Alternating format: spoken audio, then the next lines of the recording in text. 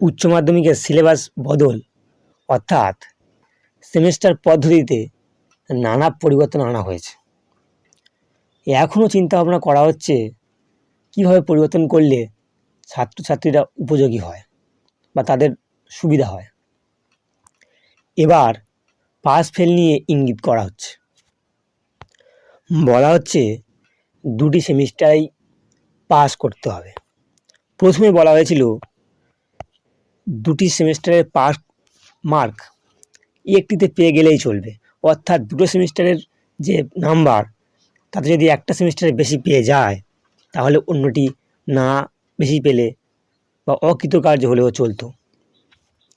এমন পদ্ধতিতেই চূড়ান্ত করার পথে হাঁটছিল উচ্চ মাধ্যমিক শিক্ষা সংসদ। তবে বিভিন্ন মহলের আপত্তিতে সেই সিদ্ধান্তে পুনর্বিবেচনা করছে তারা। বৃহস্পতিবার সংসদের তরফে ইঙ্গিত দেওয়া হয়েছে দুটি সেমিস্টারে ন্যূনতম পাস মার্ক তুলতে হবে, অর্থাৎ দুটো সেমিস্টারেই পাস করতেই হবে। এই নিয়ে এখন অবশ্য বিশেষজ্ঞদের পরামর্শ নেওয়া হচ্ছে।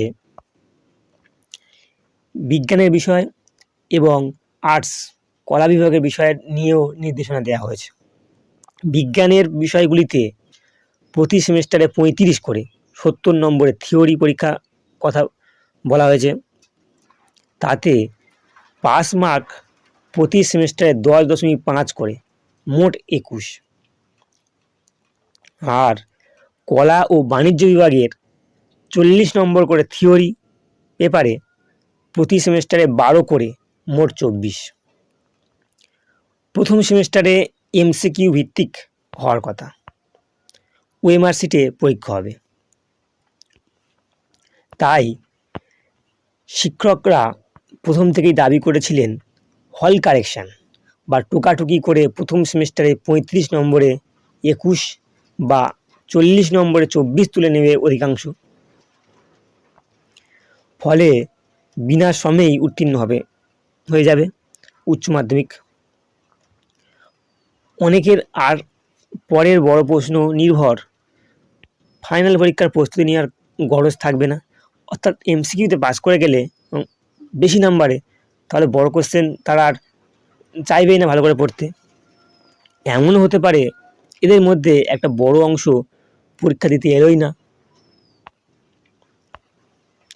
শিক্ষকদের তরফে সংসদ এই বার্তা বারবার গিয়েছে। এদিন সংসদের সচিব প্রিয়দর্শিনী মল্লিক বলেন, সেমেস্টার পদ্ধতি এক নতুন ব্যবস্থা, সেটা পরিবর্তন সংশোধনের মধ্যে দিয়ে চলছে। মূল্যায়ন পদ্ধতি এখনও চূড়ান্ত হয়নি। প্রাথমিকভাবে বলা হলেও সেই পদ্ধতি নিয়ে এখনও বিশেষজ্ঞদের থেকে মতবাদ নেওয়া হচ্ছে।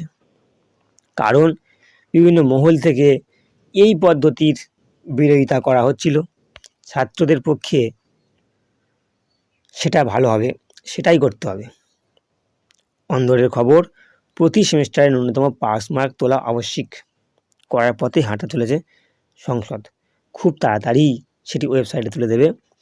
প্রসঙ্গত, সিলেবাস এবং প্রশ্নের ধরন ওয়েবসাইটে তুলে দিলেও এখনও মূল্যায়ন পদ্ধতি তুলে দেওয়া হয়নি। সিলেবাস তুলে দিলেও কীভাবে পরীক্ষা হবে সেটা কিন্তু এখনও ওয়েবসাইটে দেওয়া হয়নি। খুব সম্ভবত দুটো সেমিস্টারেই পাস করতে হবে। একটা সেমিস্টারে পাস নাম্বার তুলে নিলেই দুটোর কাজ হবে না, দুটোতেই পাস করতে হবে, এমনই পথে হাঁটবে। দেখা যাক কোনটা কার্যকরী হয়। যারা ভিডিওটা দেখলেন তাদের ধন্যবাদ। চ্যানেলটিকে সাবস্ক্রাইব করতে বলবো। সাবস্ক্রাইব করে আমাদের সাথে থাকুন।